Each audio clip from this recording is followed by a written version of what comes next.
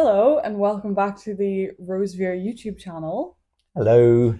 Hello. You may notice that we have a special guest on today.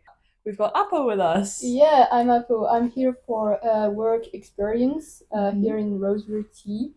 And I'm really excited about filming this video today because a family friend is from Sri Lanka and I'm also going to Sri Lanka this summer, so that's perfect.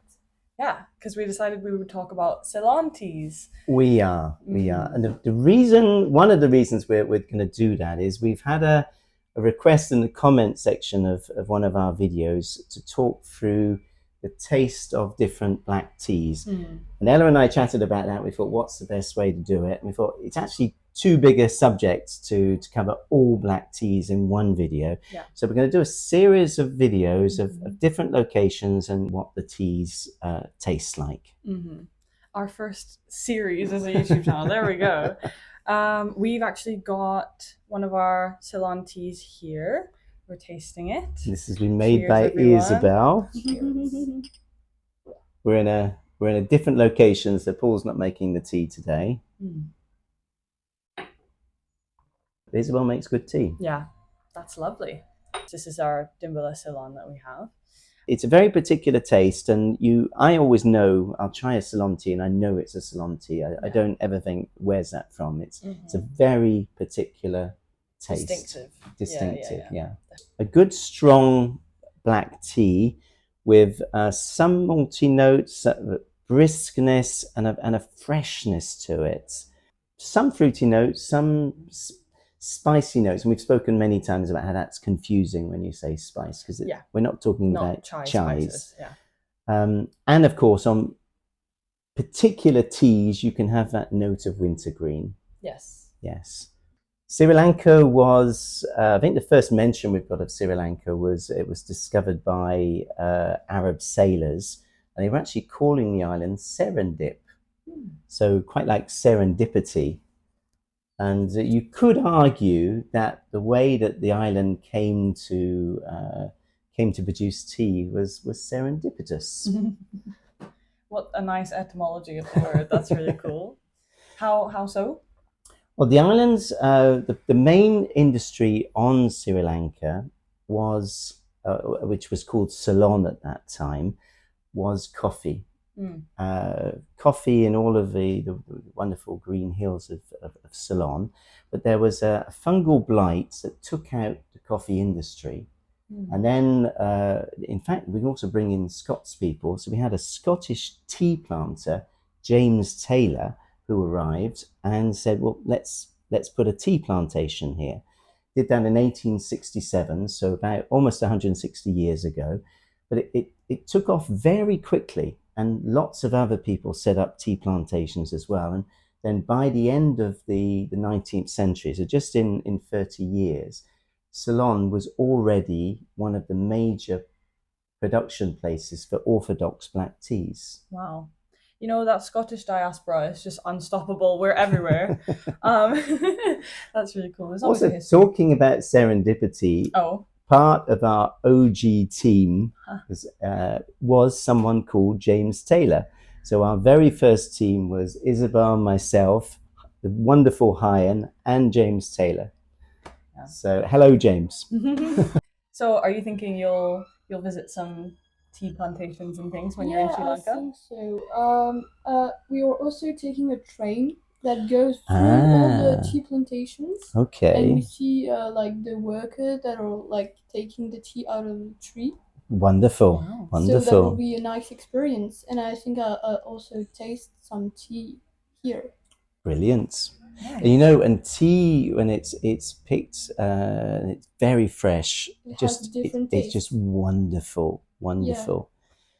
In fact, we had a tea tasting here in the Bruntsfield store probably 8 or 9 years ago with Will Battle, the author of the World Tea Encyclopedia, and he brought some Ceylon teas, and I think he'd flown in from Sri Lanka the day before, if I remember the story correctly. So it had really fresh teas, and he actually inspired us to have one of our Ceylon teas, which we have sometimes and we don't have other times, because it's a single harvest, and it depends. That harvest sometimes is just incredible and sometimes is quite ordinary. Oh. So when Isabel and I judge it's exceptional, we have it in. Yeah. It's Will would be a great person to have on the video at some point. Yes. The person who knows about tea. Yeah. Which tea is that we don't always have in? So it's one that we call Ceylon Extra Special. Yes. And it's the August harvest of I think in Uva, the region of Uva. I think it was the Highlands Garden. And sometimes it has a very particular taste, a taste of wintergreen, which is an unusual note. I mean, the thing that we all might know, which is wintergreen, is actually deep heat cream, which is quite. I have to say, this wasn't a tea that Isabel liked, actually. Oh, really? But there's a tea for everyone, and particularly if you're putting milk, it's a very particular tea, and you can really like it. Yeah. Well, that's really interesting. Yeah, as you say, like there's sort of different notes that everyone goes for, whether they're looking for depth or maltiness or crispness, lightness, that sort of thing. There's always going to be different things. But so you only get that one in when it's extra special. And it's extra special when it's been an exceptionally hot August. Oh, okay. So I could relate this to our video on tea flushes, actually. If you remember, the first flush is best when there's been a very tough winter. When the tea plants have gone through a very difficult period, so a very cold winter, or on Sri Lanka, a very hot summer, then extra flavors are brought out of the tea leaves that aren't normally there. And, we love those extra flavors. Yeah. I mean, I guess global warming has to have some benefits. No, we are not in favor of global warming. Yeah, definitely not. Don't worry. So, I mean, should we sort of mention the ones that we have? Yes. We said we're drinking Dimbula. So this is Dimbula. I'm going to give the taste notes to Isabel because she caught it exactly. It's like buttered toast with honey on. Oh, yeah. Oh, yeah.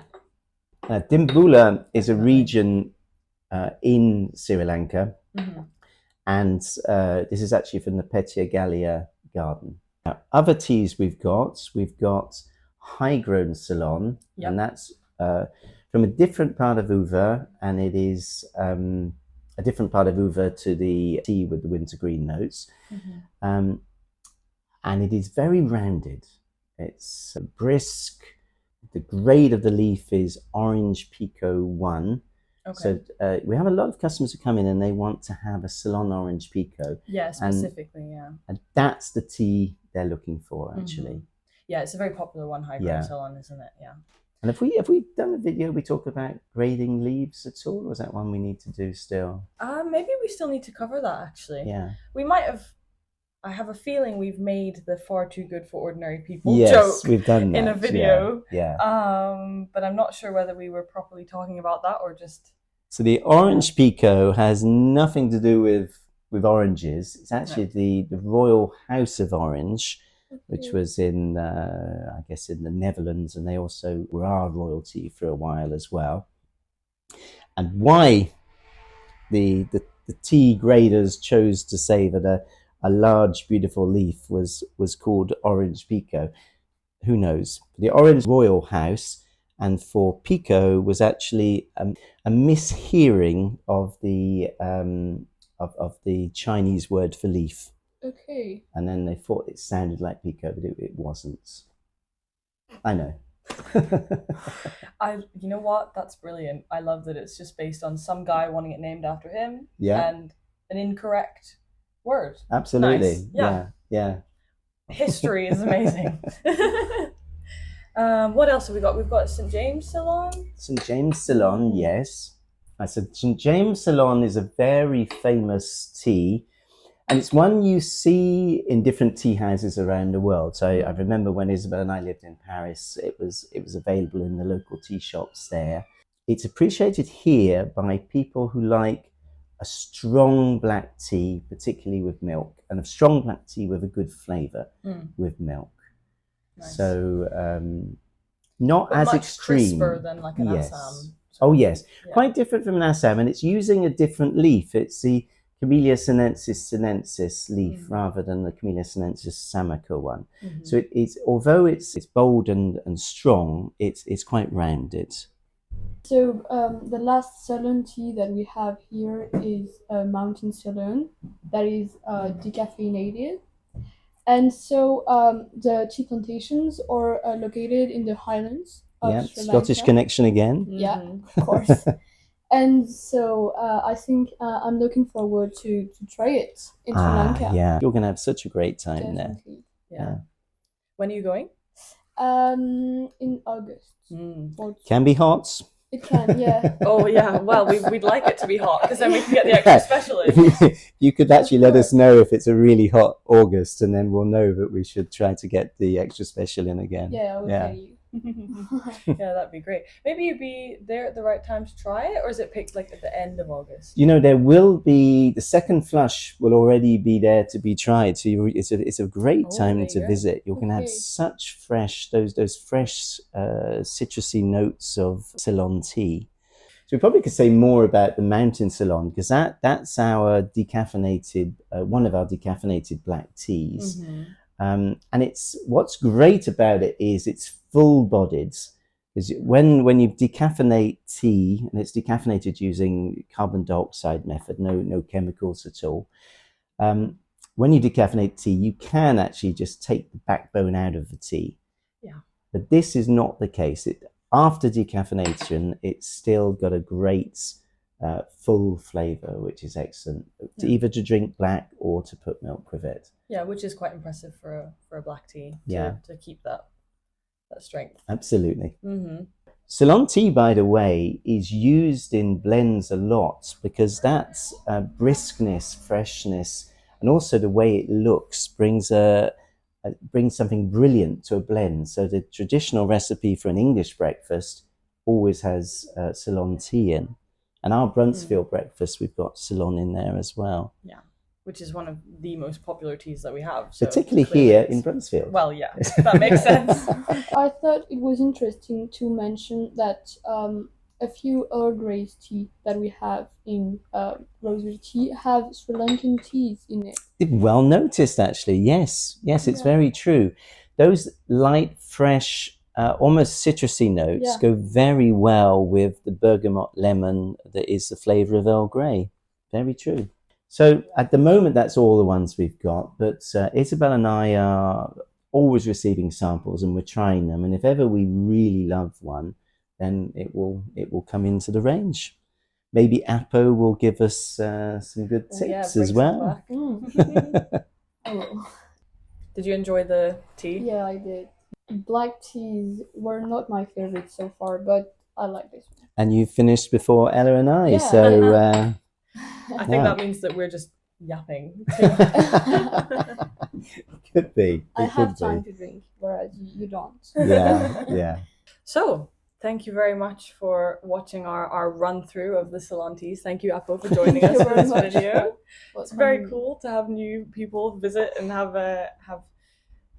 different stores, different topics. Yeah, really cool. We hope you enjoyed, and we'll see you for the next whichever black tea we might talk about next. We'll continue this series for a while where we'll cover all of the black tea regions. But thanks for watching. Thank you very much. See you next time. Bye.